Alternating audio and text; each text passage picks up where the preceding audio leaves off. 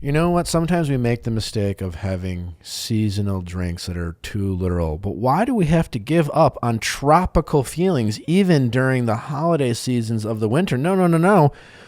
Rum Haven.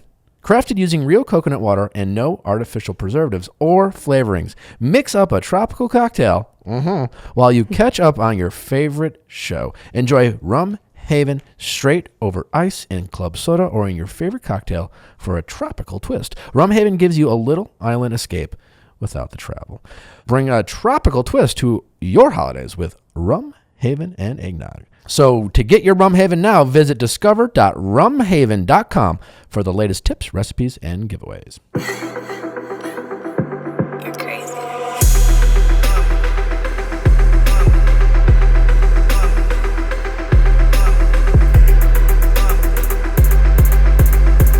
What is going on, everybody? Happy Monday. I hope you guys are doing great. I hope you had a wonderful Thanksgiving and you were smart, safe, and happy.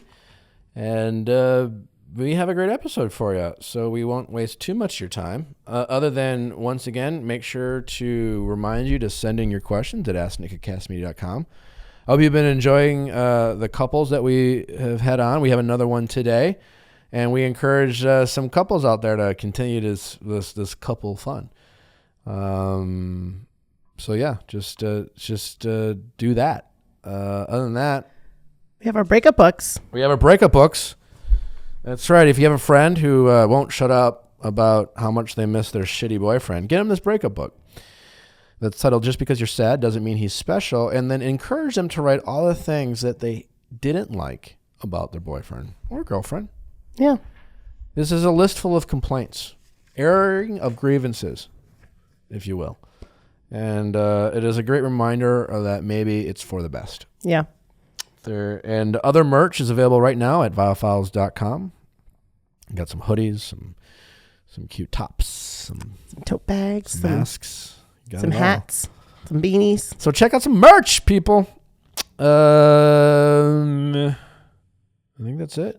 You think that's it? We love you guys. Thanks for listening. Don't forget to rate us 5 stars. We like you to do that, I guess. Oh, and on Wednesday, we have Jody Rogers from Love on a Spectrum, who was a delightful person. If you watch Love on a Spectrum on Netflix, she shares some insight into that show and working with people on the spectrum or with autism. She's also a sexologist, and we talk about just sex in general and the relationship, ways to spice things up, perspective of looking at the relationship. She was very delightful, and I know all you Ask Nick people are gonna love her. Are gonna love Jody Rogers. So be sure to check that out, and we'll be back later tonight, tomorrow with some sort of Bachelor recap with Russell Dickerson. Is it country artist Russell Dickerson? Well, country artist Russell Dickerson, who was a former musical guest on The Bachelor and super fan, will be helping us break down Tasha's episode of The Bachelorette. So join us for that. And without further ado, your callers.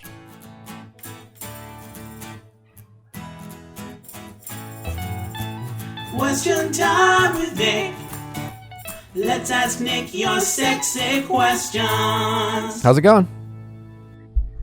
Good. I'm Eleanor. I'm 27.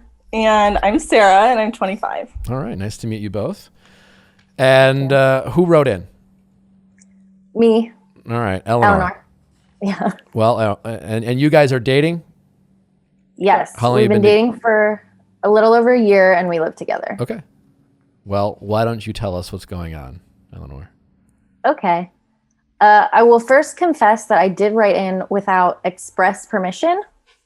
So red flag number one. Point Sarah. Well, here's what happened. I really didn't think that we were going to get picked, and B, messaged her your post on Instagram. I was like, what should we talk about? And she said something, so I took that as like tacit okay, and I was wrong.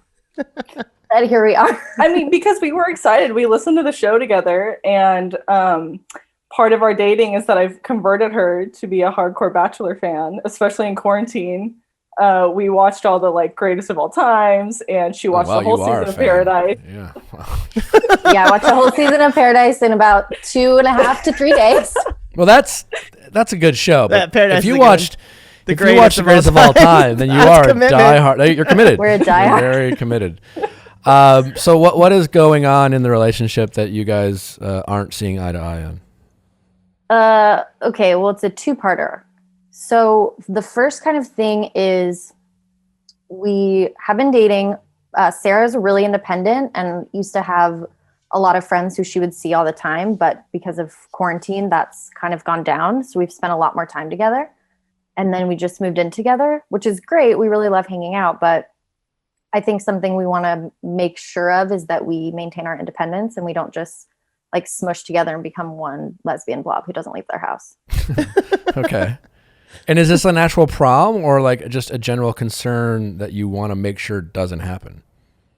A little bit of both. I mean, I wouldn't say it's like an everyday problem, but there'll definitely be days where one of us is excited to do something or wants to, you know, sit together and watch a movie, and the other person wants to like be locked in the room and not be like talked to or spoken to.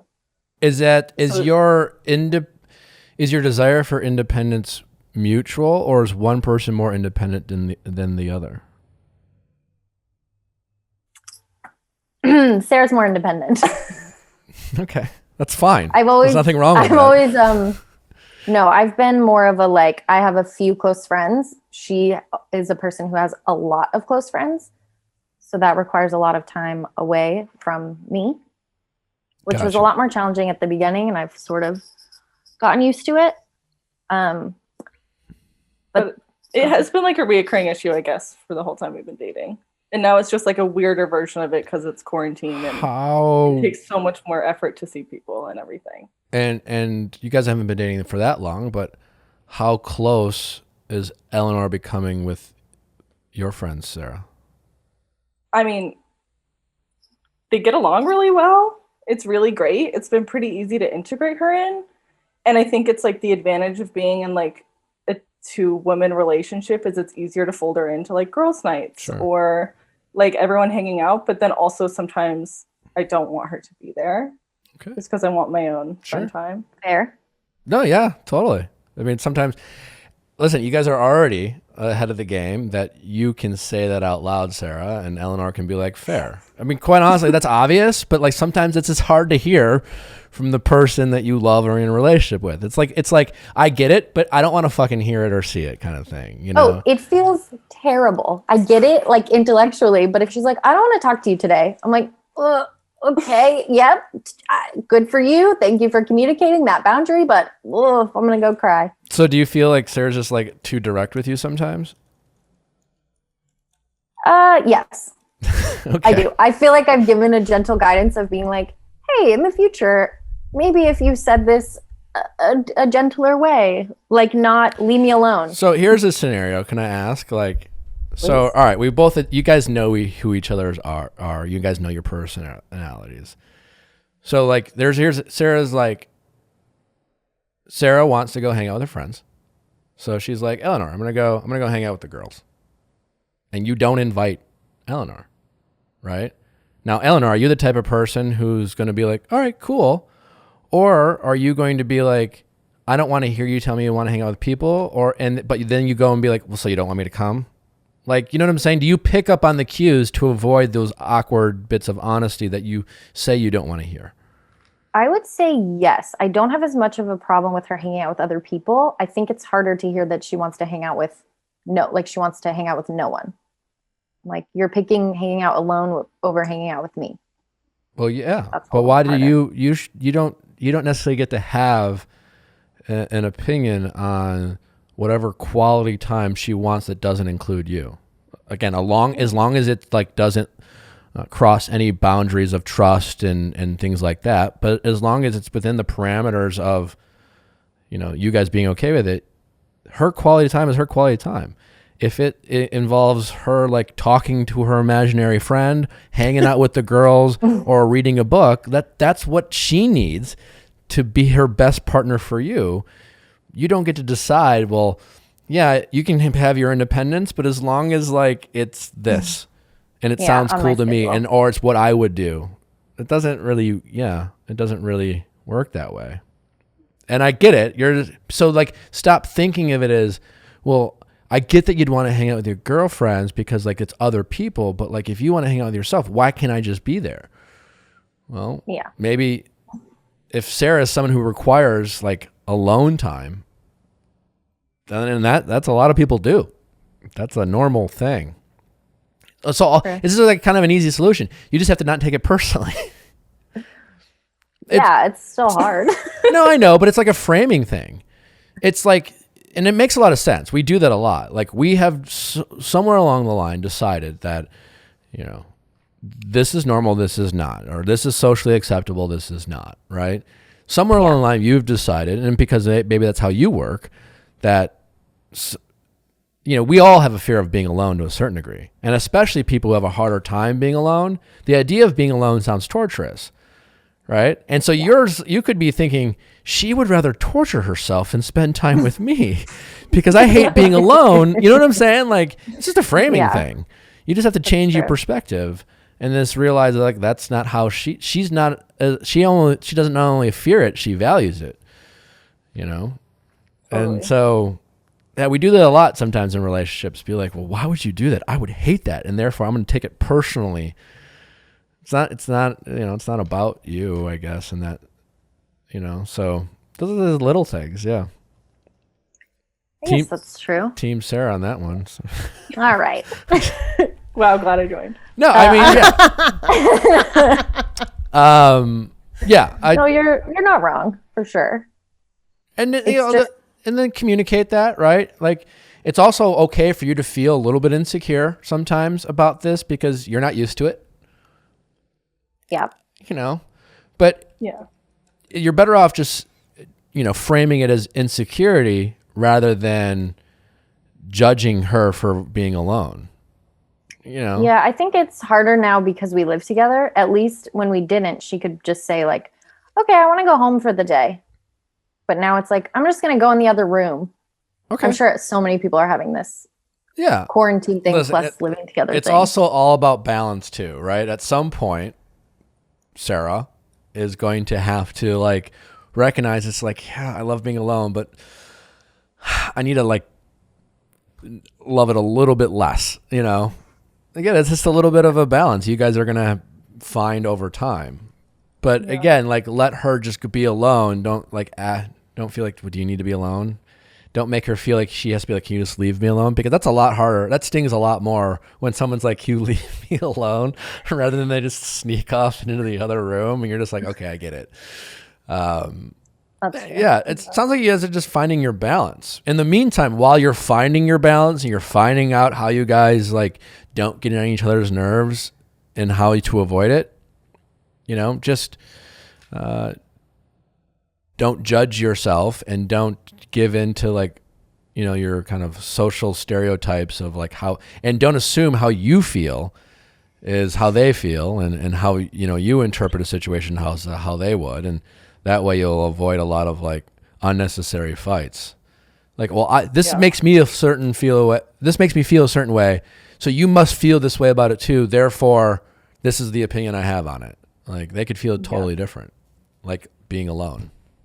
Hey guys, you need a great and simple and a little gift that every one of the people you send it to it will love? Well, Mrs. Fields has you covered. I am currently holding, if you're watching, a snowman made out of little cute gift boxes. If you're listening, I'm telling you, it's Soups Adorbs. Soups Adorbs, all different kinds of cookies in there because cookies, nothing says holidays like cookies. That is true. And we all need this year some PLC, some peace, love, and most of all, cookies. I did not come up with that because I'm not smart enough to do that. Good thing Mrs. Fields is here to help you send some extra tasty holiday cheer.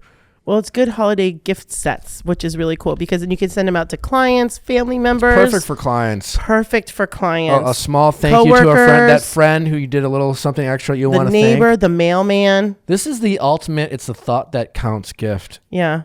Because everybody likes cookies. No one's going to say no. Everyone's going to enjoy it. Even if it's just the packaging. I want a snowman shaped in little boxes. I mean, it's really cute. The packaging is amazing. You put this under your Christmas tree. It's amazing. Yeah. Like, Ooey gooey cookies, melted in your mouth brownies, and delicious handcrafted confections. What So is a excited to confection? tear into that. Always delivered with passion, quality, and homemade deliciousness. That's how Mrs. Fields started after all. Choose from a huge selection of holiday gift baskets and cookie tins and spread the season's greetings we all love the most. You know, the edible kind. That's right. Our listeners get 20% off site-wide when you use promo code VIALL at mrsfields.com. Just click or tap on the microphone at the top and enter promo code VIALL for 20% off your order. That's mrsfields.com, promo code VIALL. mrsfields.com. Be the great gift giver that's unique. Unique. Because everyone has fitness goals, so give them the joy of jump rope so they can have fun and fitness all at the same time with cross rope. Get your jump on. Get your jump on. I thought you were going to be like, get your jump on. I've been Cross rope. I've been using cross rope for some time now. They have state-of-the-art jump ropes, if there ever was such a thing. And they have heavy ropes. I guess you call them heavy ropes, and then they have more Different weights. Traditional jump ropes. It's amazing how much you can work your core. Your core is, if you don't know this, like your stomach and your torso, and those are parts of the body that people so often forget when they work out. I As well forget as all the jumping, time. and you're kind of plyometrics. Chrissy's like, what's a core? What's a core? I'm so confused by this. You mean the thing like you So have- you're going to be getting me some cross ropes for Christmas is what you're saying for the holidays. That's right. So I can figure out what that core is. Maybe find it in there somewhere. It'll be great. Weighted ropes give better feedback, make it easier to jump in as a beginner. They also have this amazing app that gives you all different types of jump rope workouts, that I'm sure you never thought of. But it helps you mix it up. Variety is key with fitness. So if you are a runner, if you like riding a bike, that's great. You don't have to stop that, but you need to mix in different type of exercises to work different muscles, and cross rope is a great and fun way to do it. So finish your holiday season strong with cross rope. Get that friend a very creative and fun way to stay in shape and meet their fitness goals. Get $40 off the Get Fit bundle plus free shipping at crossrope.com/VIALL. That is $40 off a Get Fit bundle at crossrope.com/VIALL. Yeah, that's true. I also think with balance, like one thing that we've been also struggling with in quarantine is like finding time for like the romantic part of our relationship, like just outside of like every day hanging out and making dinner and watching our shows or whatever. Like we've kind of been struggling to find like more just relationship time. And I think we just click into that mode very differently. Like I can kind of just snap and be like, okay, romance time. But Sarah takes a little more transitional, intentional time. So that's been something that we've kind of, I don't want to say struggled with, that seems too strong, but a difference that we have where we kind of don't see eye to eye about the process of like being romantic. If that makes sense. Yeah, I don't have an answer for you. I wish, but like I don't know. But I'm just like, also it's fine. Yeah. Right. Like this doesn't sound like a major problem. I feel like hearing you out, I feel like I relate a little bit more to Sarah than I do Eleanor in this situation where, like I can get a little too comfortable with being alone. I can and then like I can't just be like, all right, it's romance time. Like it's harder for me to just turn it on that way. But I have to challenge myself in relationships to be more mindful of that, because I don't always want to be Debbie Downer when it's time to like spice it up, because you're right. In these situations, like you have to force the issue a little bit, And so it's going to be harder for you, Sarah, to do that. And that's just something you're going to have to suck up and do from time to time, because like Eleanor can't carry the weight the whole time. It's just going to get exhausting, and she's going to feel like you don't give a shit. Mm-hmm. So that's true. Yeah, that it's tricky. And then I don't always want to feel like I need to make some big effort. Obviously sometimes, but it can be hard if I'm like, okay, if we're ever going to have some date time, romantic time, I need to schedule it and have not a big plan, but have a plan. And then I feel like there's sometimes pressure associated with it where it's like, this is date time. It needs to be very romantic. Since date time comes so naturally for you, Eleanor, Mm-hmm. why don't you you'll both hate this idea, by the way, but for like a month, Sure. Sarah's the only one in charge of scheduling quality time. I do love scheduling. And she loves the schedule. Yeah. So just try it out for a month. It's totally and you have to just accept it. It's all good. And then in a month, think maybe kind of sit down and be like, well, how was that? Did we hate that? This is what made me keep a journal of it. And don't give feedback in the moment. Mm. Don't reassess. Journal your thoughts independently about how it made you feel. How was it? Was it good? Was it bad? I felt insecure. I mean, you schedule, just journal it, but only let Sarah do the thing that she's not as good at as you are, and see if that makes you feel, because the idea is she's doing this for you. It's her job. Mm-hmm. And then you feel even though it is her job, the only one rule about this is you can't, there's no criticism that includes, well, I mean, you only did this because we decided that you were going to do this and it doesn't really count. You can't say that. You don't get to say that, Eleanor. You have to just be. Oh, I'm not. Okay. That doesn't. So yeah. And other than that, just see how it works. Then the pressure's totally off you. You're not even responsible for doing it. And, Sarah, you got to step it up a little bit. Right. I'll take the challenge. That sounds fun. I'm just came up with that. I'm really curious. Let me know how it goes. Keep you busted. If you guys break up in 2 months, I'm really sorry that I keep you some. No, don't even put it out. But I feel we're about to sign a lease. Hey, but the truth is, if this is a terrible idea, you'll feel like that was stupid and you guys just don't do it. But I actually think this could be a really good exercise. It's something fun to do. You're dealing with quarantine. I like the journaling idea. And then a month you sit back, you get together and be like, all right, well, what did we think? And then when you do bring your journals about how you guys thought, do it with kindness. This is not a winning thing. This is not just, and also don't take it personally, the feedback you do get. That sometimes can be a lot. Hey, I've saved an entire month of gripes. Yeah, so you don't want that. When you do that, feedback. just it was great. This made me feel this made me feel a certain way. How did it make you feel? Me might not even, it could just be great. Hopefully. It could just be what you guys do for the rest of your relationship. No. Well, you like to schedule things, Sarah. Yes, that's true. That's true. What would be one idea that you like, Eleanor? Me? Yeah, what's a fun date night for you? Fun date night. I'm trying to think of, it's hard because we do a lot of stuff that we like to do. So I'm trying to think of something that's not just watch a fun movie or play a game. What would be fun? Maybe cooking something together, because typically I do all the cooking because Sarah's very, I don't want to call you out, but very impatient. She would like everything to just cook very fast. So if we could find something that's on purpose slower and more of a fun thing to make together, then I'll feel like she's included and I'm not just doing the cooking for the family, which I don't mind. I'm a good cook, but yeah, but it's not about the cooking. It's just hanging out, spending time and doing something you have fun doing and she's participating in. Yeah, that would be fun. So if you came up with a thing for us to cook.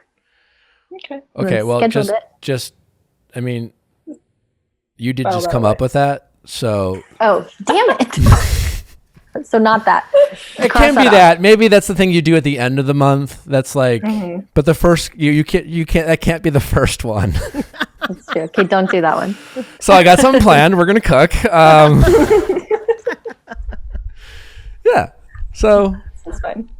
Okay. And just go along with it. No, everything she comes up with, Eleanor, is great at first. At least that's the, And it also doesn't like, and don't fall into the trap of the idea of things. Because maybe movie night is good. She just has to make movie night special. Because movie night includes like a couple candles, I don't know, some essential oils, like your favorite candy that you watch, but like you make it a thing as opposed to like, what should we watch tonight? Maybe Sarah has pre-planned the movie you are going to watch, because so you don't spend 45 minutes figuring out what to watch, and it's one of your favorite movies. I don't know, like something like that, you know? God, if I only took my own advice, I'd be such a great boyfriend. I never do this shit, but But you know you should. Get it together. Get it together. So yeah, I don't know. We do love our essential oils. There you go. Give it a shot. But it sounds like these are all fixable little wrinkles that you guys can handle. Good. That makes me feel good. Let her be alone. Don't take it personally. Let her be alone. It's not about you. It's not at all.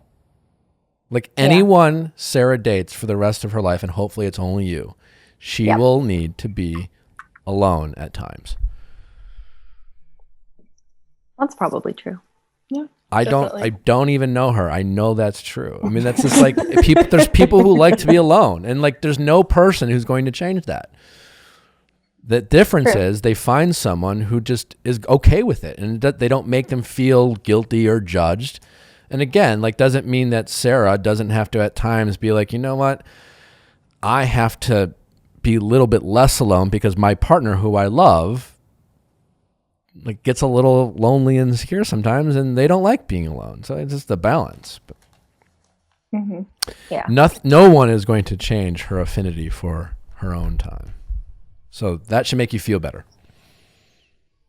Yeah. At least it's not about me. That is what I have That's to what I'm tell saying. myself. It's not about you. Like, it's not like, well, did I do something wrong? Like, I don't know. In my experience, when people feel like they take it personally, I should be enough. Like, oh God, I fucking hate it when people say that. I should be enough. Like, well, you're just I've never not. said that. No, I'm not saying you do, but a lot of people do. Yeah. And it's just like you put yourself in a no-win situation. It's unreasonable expectations.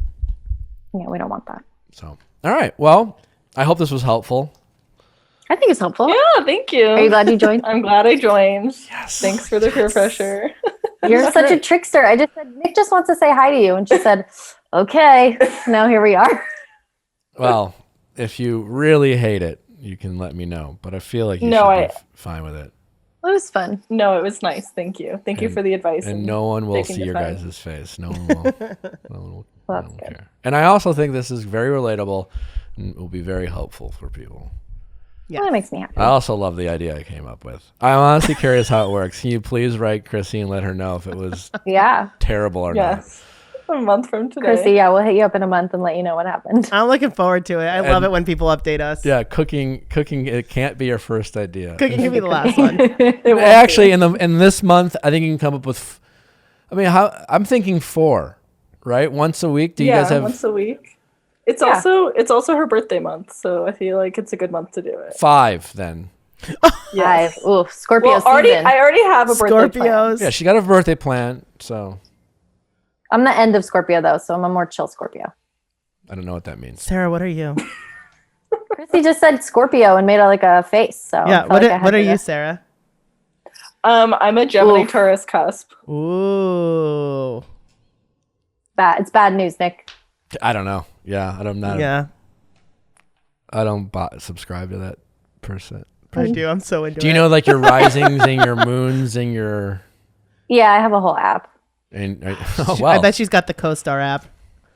I do, but that app is such a bummer. All the time I had to get rid of it. Now I just do Sanctuary. Whoever writes CoStar hates Scorpios. They're like, you're going to have a sexually unsatisfying month. I'm like, month? CoStar. Well, not anymore with Nick's new plan. So here you go. That's true. Just don't CoStar.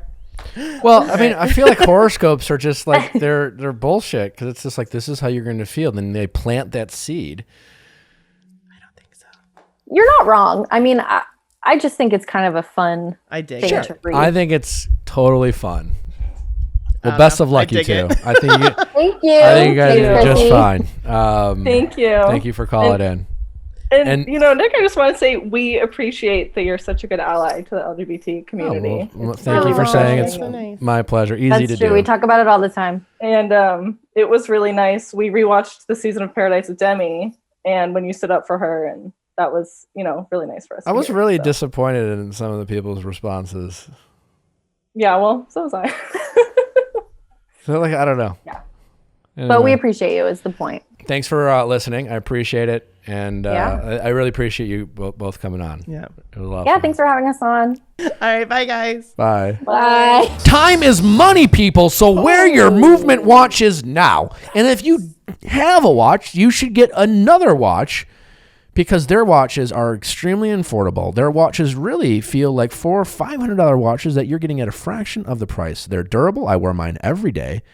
They're great quality. They have great design. Whether you want something more casual or you want something that's dress up, they have all different varieties. They also have incredible glass frames for sunglasses or for reading glasses, or if you don't need it, if you're a poser like myself who sometimes thinks he looks good in glasses and doesn't have, you tell people it's blue light, which has a function, but also you can just look hot.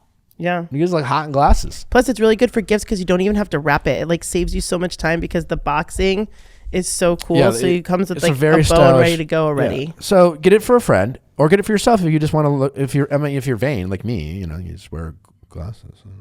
Anyway, Movement. Check out Movement's biggest sale of the year with fast, free shipping and free returns by going to mvmt.com/VIALL. Be a hero. Give the gift of movement. Your friends and yourself will be happy. Oh, this is cool. And their products are one size fits all. Modern it's baby making season. Maybe. I think it's been baby making season for a while, don't you think? Well, if you've been trying with maybe not the success you hoped for, look into modern fertility. Hey, listen, I can only imagine the stress that comes into family planning and trying to conceive a child. I certainly have lots of friends who have been trying, some with varying degrees of success. And information is key. So if you are looking to get pregnant or you want to be a parent someday and just want some information, Modern Fertility is an absolutely wonderful company that gives you the information that you need. That's why Modern Fertility was created with the easy and affordable way to test your fertility hormones at home with a simple finger prick.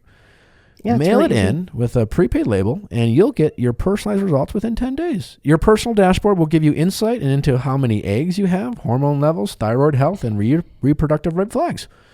The results go into in-depth with what every hormone means, and you can talk one-on-one with a family nurse to review your results and options for the next steps. Traditional tests like this would cost thousands of dollars in the doctor's office, but Modern Fertility only costs $159 to get the same result. And right now, if you use promo code VIALL, you get an additional $20 off your test.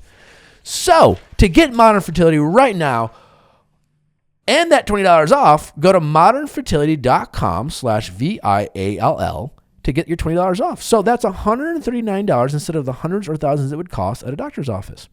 Get $20 off your Modern Fertility test when you go to modernfertility.com/VIALL. That is modernfertility.com/VIALL. How's it going? Hi, my name is Ashley and I am 23. Hi, Ashley, 23. How can I help? So like I mentioned in my email, I've been dating this guy for a little bit over a year. And everything just kind of seemed to fall into place once we started dating, after he slid into the DMs.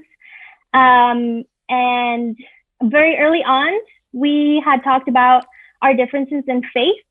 So I'm a very strong believer in faith. I value faith a lot, and he doesn't. So he doesn't believe in anything at all.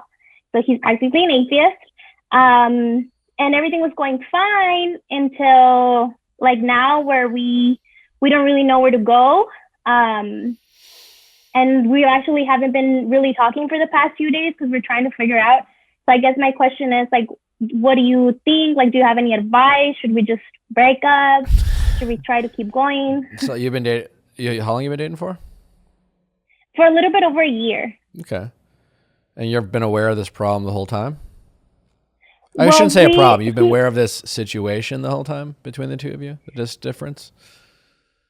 He told me on our third date. Okay. So yeah, I mean, I guess like I've known for about 10 months, Okay. more or less. And what's changed? Because you knowing hasn't changed. What's changed that all of a sudden it's a problem where you guys are not talking? Well, we've always said that we wanted to date to marry, right? Like that's what we both had agreed on since the beginning. Yep. But I guess I always felt like, no, like it's gonna pass, like we're not gonna get married. But then the more we started dating, the more serious it got. And he actually already wanted to give me a promise ring, to, go ahead and move into engagement. And that's where I was kind of like, I put the backtracks and I was like, well, now I don't know because it is such a huge thing now. So I guess what changed was me, where I don't know if I'm ever going to be okay with the fact that he doesn't believe, because he doesn't like believe at all. All right. Well, I mean, that's kind of your answer, right? I mean, listen, it's not a problem. It's a difference. And then you have, I mean, when I say it's not a problem, it's not a problem like some problems are just like, like cheating is a problem for any relationship, right? Right. Like it's a universal problem in relationships because there's lying and deceit and distrust, right? Having a difference in religious beliefs or faith or is only a problem if the people involved think it's a problem, and they have the right to think it's a problem. And it sounds like you think it's a problem. So and again, nothing's really changed, right? You've always known this situation. It's a problem to you. You decided for whatever reason to ignore what was important to you. And now that it's become real or more in your face, you've decided not to ignore it. So like you have your answer. I mean, going forward, I think you need to get better at not ignoring things that are eventually going to be a problem for you. Right. So like the next person you date, if they say kind of the same things, but you like everything about them, don't date them regardless, thinking it's going to change. People don't change. They're not going to magically become spiritual. I mean, it's possible, but unless it's not as if on a date you sit down and someone's like, I don't know, I just never really had a religious background, I don't really have any opinion on it. Who knows? Maybe they'll convert to whatever you believe, because they're just like, I don't know, sure, I'll go to your church. Fine. Great. God. Awesome. Sounds like this guy was like, no, I have an opinion. That opinion is I don't buy any of this stuff. It's not for me. I'm resistant towards it, And in those cases, it almost never changes. Well, because funny that you mentioned, actually, he did tell me about a month ago, because this has been like constant for a few months now, like 2 months maybe.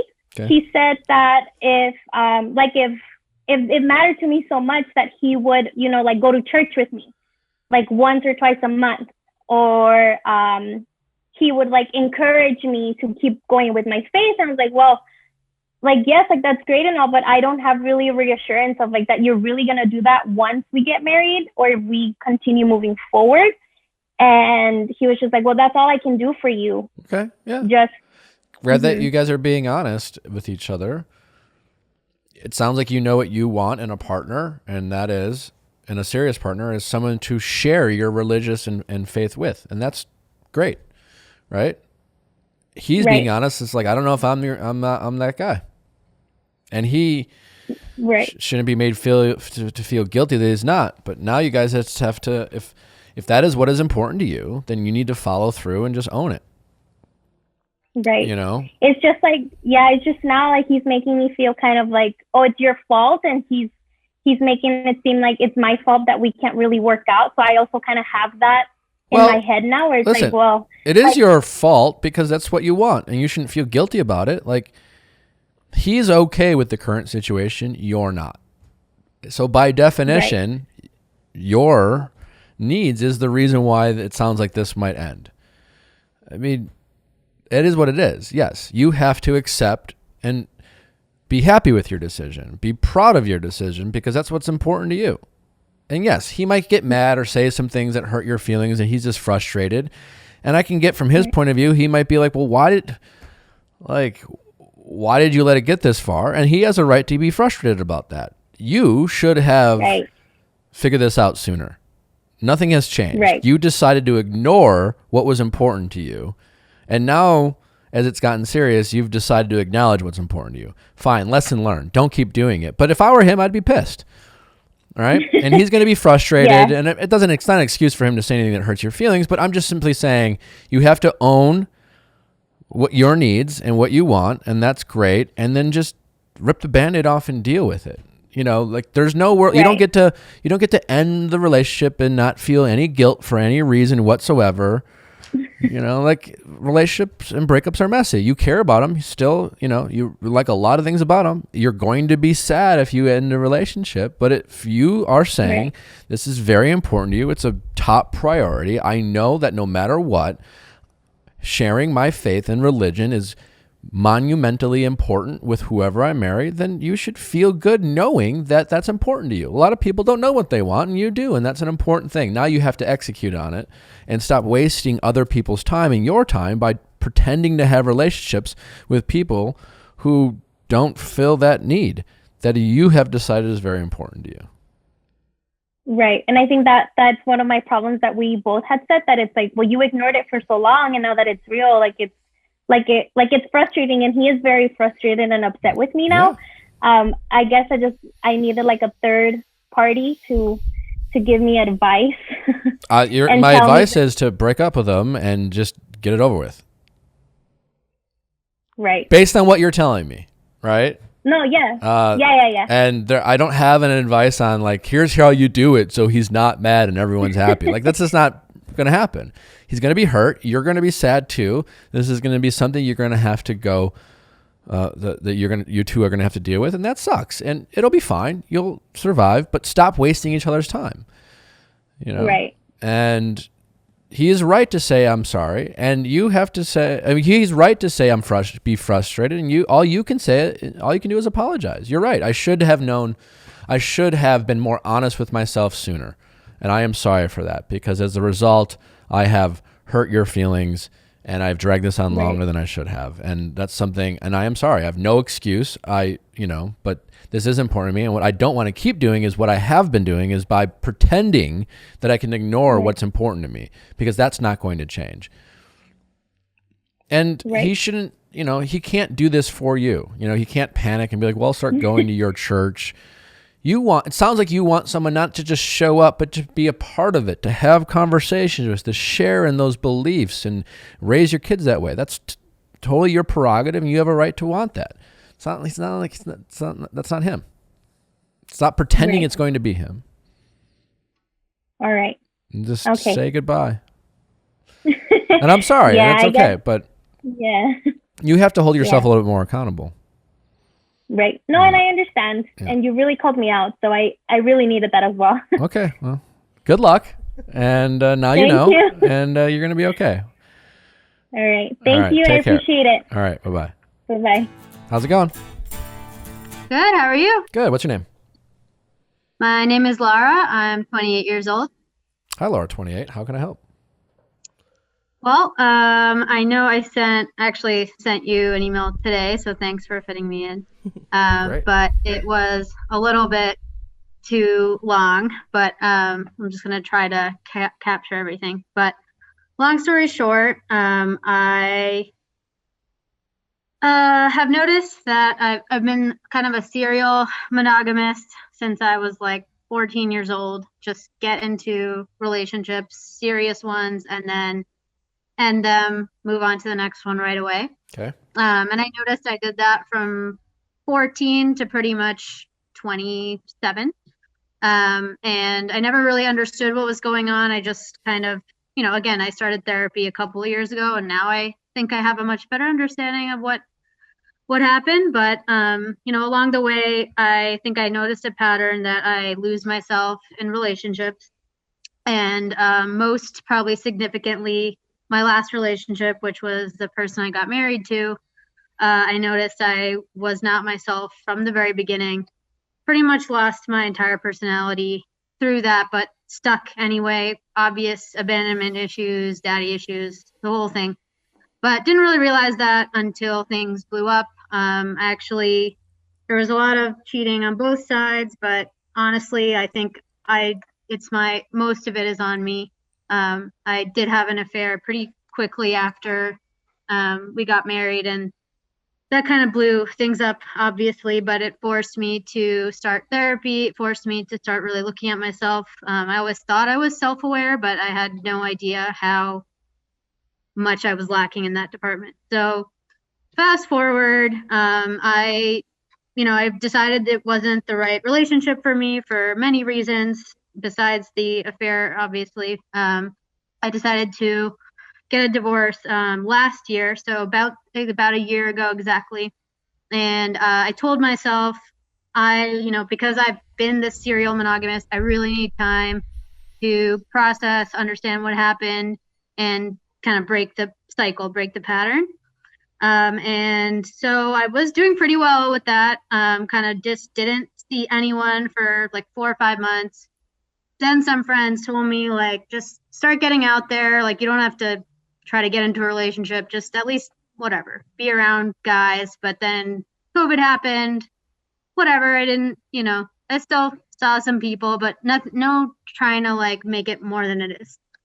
And then this June, so about 4 months ago, I met a guy on a dating app, and we clicked right away the first time we met. And we've been seeing each other completely exclusively for the last 4 months. And I feel like more of myself than I have ever before. And it's not just about how kind he is or how understanding he is of my situation. And I've been able to be honest with him, like, hey, I did cheat on my husband. Hey, I did do this that I'm not proud of in my prior relationship.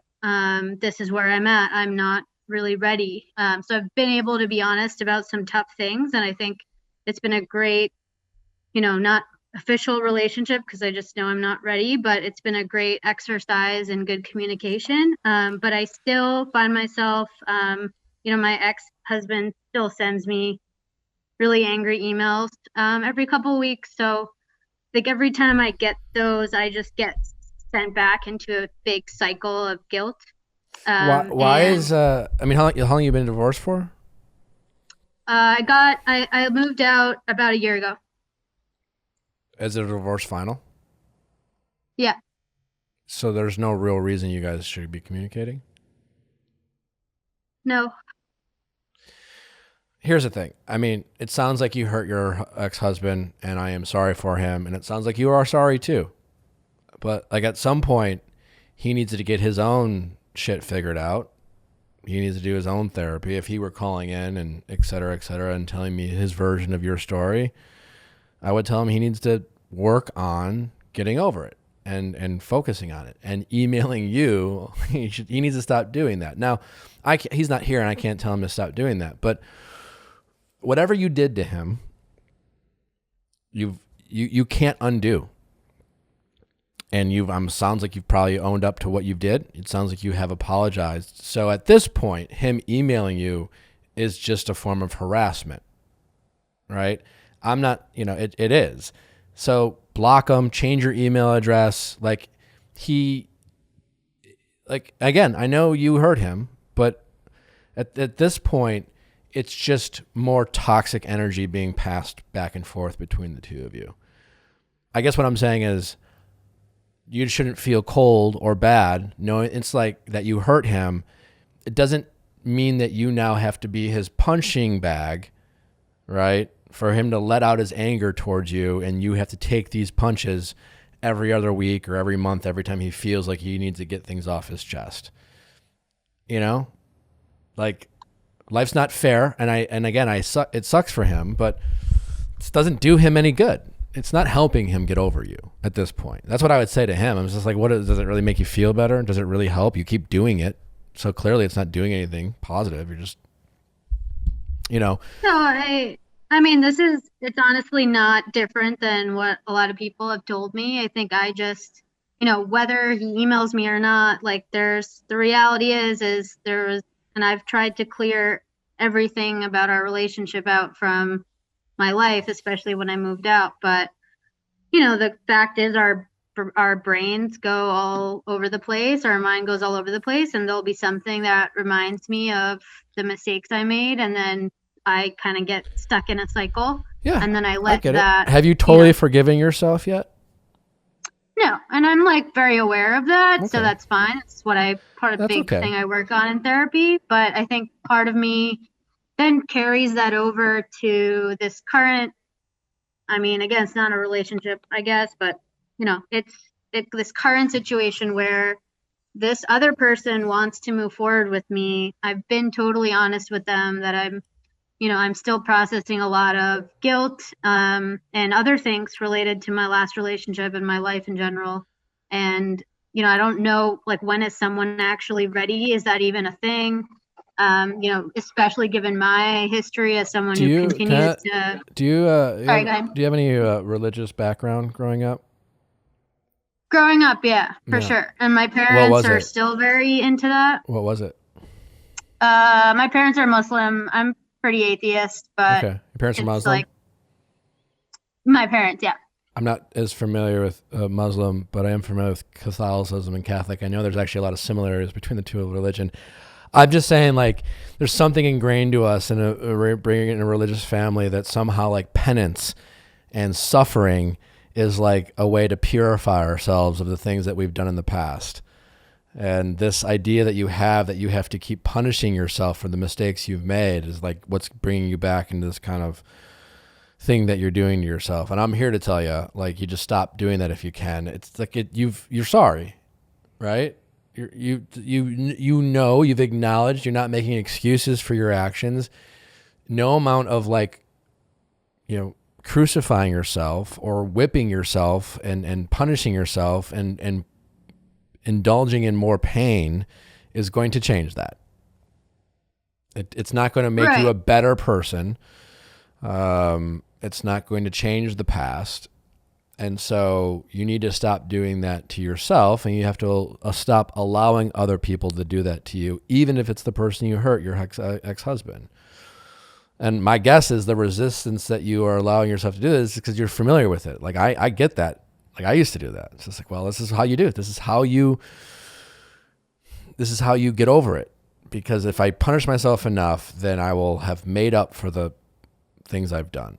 And, I don't know. I'm not God, so who knows? Who knows what he's saying when we all die. But short of that, as far as our time on earth, like, it sounds like you've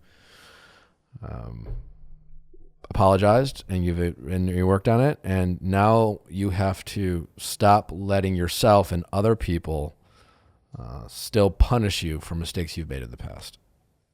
Because it sounds like you have a shot of a good thing here with this guy. I don't know what's going to happen, but you like him. You want to see where it goes. You deserve to allow yourself to see where it goes. All right? No, I agree with that. I think at the core of it somewhere, I believe that I deserve happiness just like anyone else, just like my ex does, Yeah, you do. You definitely do.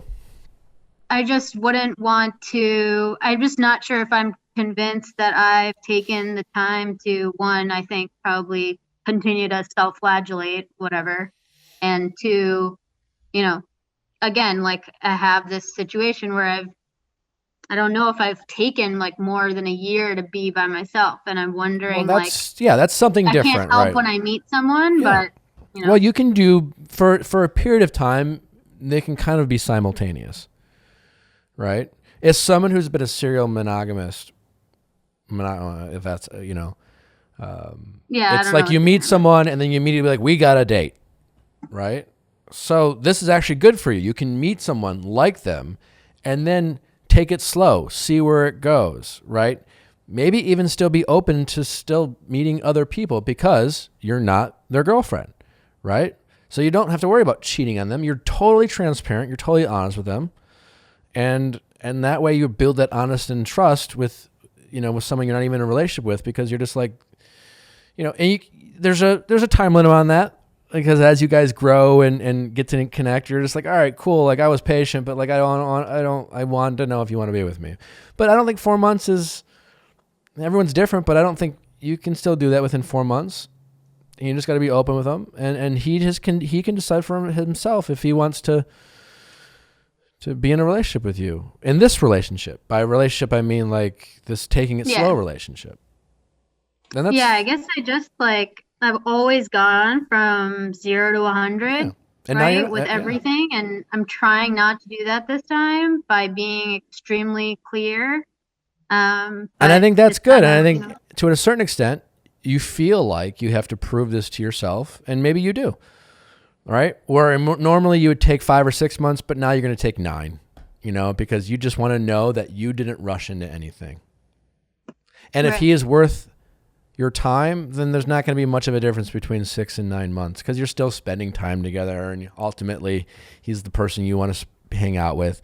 You just needed to know that you constantly were just like, is this what I really want? You just took a lot more moments of pause before you rushed into it, because in the past you're used to like not asking yourself any questions and not validating the relationship at all, just deciding that they were going to be your boyfriend for no other reason than the initial spark. Yeah, I think there's definitely something to be said about that. I also think there is naturally, I think anyone that's been engaged before or married before, some element of thinking, at least, whether or not it's, again, wishful thinking, but we think we're going to be with someone forever, even though that's kind of a made up concept, but that you're only going to be with them for as long as it's healthy for you. But I think there is a inherent fear that I have of, well, I already failed at it once, so I don't have any more chances to fail at it again. Sure you do. There's plenty of people who think, fine. Listen, no one wants to be in their 4th marriage, but hey, fuck it. Maybe it takes you 4 times. But also, we're just talking about a guy you might want to date. You don't have to get married to this guy anytime soon. And if he wants to, you're only 26, 27? How old? 28. 28. Okay, fine. Still really young. You guys can date for 3 or 4 years before you even consider engagement, or not, or in 6 months. But there's no clock here that you have to. This is the guy you've hung out with. No, I agree. I just I think there's an interesting not disconnect. I think we do a really good job of communicating, but he just is coming from literally the opposite spectrum, where he's kind of essentially been single for the last 10 years because he deliberately chose to not take it more serious with any other girls because he didn't see it going farther. And then now apparently he wants to take this further with me, and I'm the one pushing it back. Well, that makes a lot of sense. He's finally found his first real challenge. Listen, and I don't mean to put fear in your mind about why he, but this could be a good match. I have no illusions. I already have, this could be a good match in that sense. So to that point, he's going to have no problem waiting a little bit longer. Take your time. Don't feel like you have to but that's not the real issue. For me, the real issue is you need to cut the X off. To me, if you do anything, you got to do that. And then, whatever happens with this current guy, great. Maybe he's your guy, maybe he's not. If he's not, you'll find someone else. But you definitely need to cut the X off. Change your just change your email. Change your number. I just feel like you can do that with a ex-boyfriend, but you can't do that with the Yes, you can. Yes, you can. Because they were your family, They were. Emphasis on were. Does it really, I don't want to take anything away from your marriage, but I had a girlfriend for 7 years. 7 years. I got to know her family. I mean, she's technically one of my siblings' parents. It was a whole thing. Yeah. But just she has no contact with my family. Whatever. It's semantic, they were co-godparents for that. It was a whole weird thing. But I'm just pointing out, we weren't married, and you know what I'm saying? So because we weren't married, does that mean that's why we don't talk or keep in touch? I mean, and had we been married, would that have, and then got divorced, would that be more significant? You know what I'm saying? We dated for 7 years. I mean, I don't want to, but you were married, and you don't have to do this to prove to yourself that you still value what marriage means. Because I feel like that's what you're trying to do subconsciously. It's just I think what I'm doing subconsciously is actually trying to convince him that I'm a good person. yeah, that makes sense too. And that isn't going to matter whether you are or not. And he doesn't need to. In fact, for his own peace of mind, to put it this way, whether he thinks you're a good person or not, you're not going to convince him. He's just going to decide on his own. He needs to get over this, which he hasn't yet. And then he needs to move on with his life. And when he does, and he finds his better version of life, then he has a chance to get over it. And right now he's just hurt. And you can't prove to him what kind of person you are because he's hurting right now. And he can't heal until you're out of his life. I've tried not to. I don't initiate anything. I just no, but kinda you get allow someone him else. in. You're out of guilt. A guilt is allowing you to guilt of what it. Well, he was my husband. I owe him this, and whether it sounds cold or feels cold, it's time. And do it for him. If not for yourself, he can't heal until he has no contact with you. I think another, I don't know if you have more time, but I think another kind of fork in this was last week his father passed away. So this was my ex-father-in-law. Obviously if you were with someone for 7 years, you know how close like your families can get, right? So it was a very disturbing kind of week for me to think about where, this was someone I was very close to that I immediately was cut off from when I decided to leave the marriage. I never got to say goodbye to them. I never got to say anything to them. And then now that, his whole family is grieving, he is grieving, I can't do anything besides send like a 2-line email because I'm afraid of provoking someone or provoking him. Well, and again, that's the messy part about these things. In a perfect world, you'd be able to pay your condolences, but there are exceptions because of the dynamic of this relationship. It's still toxic and it's still painful for people. And so like an email, it's one of those like damned if you do, damned if you don't. He's going to call you insensitive because you emailed and that's all you, like, who knows? And that sucks and I'm sorry, but that's still another thing that like there's nothing you can do about it. He's still not. There's nothing I could do about it anyway, but it just feels, it's that guilt that comes back. And it's like, well, if I hadn't decided to leave the relationship, then maybe he would have had, a life partner to lean on at this time.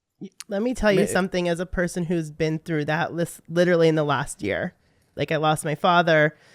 I was a person I was hanging out with that like also the reaching out on that end almost made it worse. Like, you know what I'm saying? Like you reaching out almost makes it worse because you want to she's not reaching out. He's reaching out to her. Well, she's saying that she's sending an email to him trying to be. No, I did. Yeah. Yeah, I did send an email to him when his father died. Yes, last week. And I said, it was a 2-line email, but I just wanted to make sure I just said like. And you saying him not having like a life partner next to him during this hard time. I know it's hard to like be that way, but it also makes it worse because my person did reach out over and over and over again, and it made it 10 times worse because then when the situation was over, I really had nobody. And I just lost the most important person in my life. Instead of like, if he had just stayed away, it would have made it 10 times easier. Yeah. And again, like if you guys had been able to deal with the situation, because like there's really been no progress in this year, like in terms of healing. Really. And that's fine. That's okay. Sometimes it takes longer, but that's not going to change, if something else happens. It's okay that he hates you. He's going to need to hate you for a while before he can be feeling different towards you. Yeah. He doesn't need to love you again. He doesn't even need to. What he thinks of you really is none of your business anymore. All you want is to hope that he finds someone else and heals, and it sounds like you do. And it will someday. He'll be fine. He just has to give himself a chance. And no contact with you is going to help with that. And you really are doing him a favor even if he hates you more for it, by cutting him off. You got to set him free because he doesn't have the strength to set himself free. Yeah, I think that's what I've been doing over the last month or so. I think this dad thing really threw a unfortunate turn for things, but there's nothing I can do, and I just asked a few of his friends, like, hey, can you just keep an extra eye on him for me, because I can't I can't be there for him. That's the thing. And he does have friends, and he'll get through it. And this is a lot coming from a place of guilt, and I get it, but you just got to forgive yourself, and you got to move on, and this relationship is over, and it doesn't matter that you were married or boyfriend and girlfriend. You know what I'm saying? Like, you don't owe more because you were married. What you did was wrong. You've accepted that. You're trying to work through it. Like, at some point you just have to forgive yourself and move forward. Yeah, no, I agree. I just feel like sometimes I'll anything that reminds me of him, it'll just send me back into that. And there's no way you can protect against it. Yeah, but you're getting, the thing is, you're getting constant reminders from him that he's still not okay and it's your fault. Right. How can either of you heal when you're, Yeah,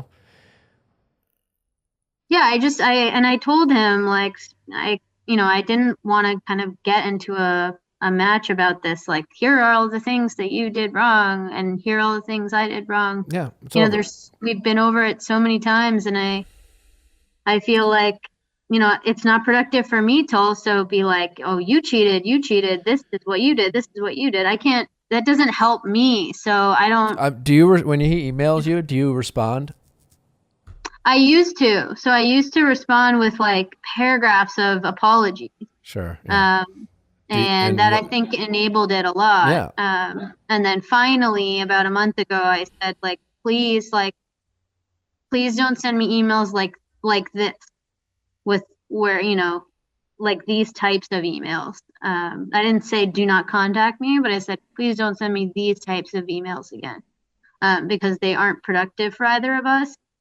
I think you just disappear. Yeah. You're not in his life anymore, and that's fine, and that's okay. And it feels cold to him, but like, yeah, you're gonna do it for him. It's gonna feel like, sounds cold, but you're doing it for him. It's only hurting him. This thought that you're listening, that the thought that he can that's not helping him, clearly, but he thinks it is. No, I think he thinks like he's trying to. I think he thinks I'm not sorry enough, and I don't know how many ways to explain that I'm sorry. He doesn't. He needs to learn how sorry you are is not going to heal him. He needs to get closure from himself and move on and start thinking about his role in the relationship and what he could do for his future partner. These are all things I'd say to him if but like, you're not in a relationship with him anymore. It's over. Yeah. And now you're just continuing to hurt each other and not even in a relationship. And you just got to forgive yourself. And the right thing is just to disappear and no longer give him access to you, so that he can force himself to let go. If no one's listening, people stop talking. The more you feel heard, the louder you want to be. So if there's no one else listening, he'll stop. And when it stops, then he can start just moving on. No, I did notice that whenever I did push back, like not in an antagonistic way, but whenever I did kind of push back a little bit in terms of like, hey, I can't continue to accept this type of language anymore, or show like any sort of transcendence of stuff, then he would take like 7 more steps towards me. So and then I would feel guilty about him being nice. Yeah. Because, so I still remain very confused sometimes. He needs to be a distant memory. Yeah. Someone that you hope from afar figures it out, but it's none of your business if they have, and it's not your concern. No, it's true. And that's what happens. Like, if we look back at any of our exes, that's probably what they all are to me now, all the other ones. And so this one will get to that point as well. You know, I think I give it 10 times more importance because it was a marriage. Yeah, but it was a marriage that failed, you know, like, right. You know, and you can't make up for the affection you didn't give and the care that you didn't give the marriage.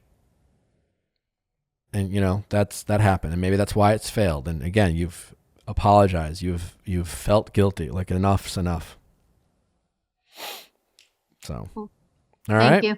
You're going to be fine. Just cut him off. See what, you know, I really, you know, it's for him. I for his sake, I hope that you disappear from his life. And only then will he be able to heal. Okay. So, and no matter what you did, he did stuff too. Yeah, it's just hard to feel like what I did is not worse. I mean, maybe it was, maybe it wasn't. It doesn't matter. You know, you can only. You're all human, and you're clearly sorry. You clearly feel remorse. It's a great thing. You're being almost too hard on yourself. It's stopping you from you deserve to live your life. He wasn't, you know, and now you need to both just heal and move on. Okay. Thank you. All right. Take care, and Thanks. good luck with the new guy. Thanks. You deserve to be happy. Thank you. All right. Bye. Bye-bye. Well, thanks for listening. Wow, that was fun. Don't forget to send your questions at asknick@castmedia.com, cast with a K. Don't forget to tune in to Russell Dickinson to help us break down The Bachelorette, and Jody Rogers from Love on the Spectrum on Wednesday. We appreciate you. We love you. Thanks for sticking with us.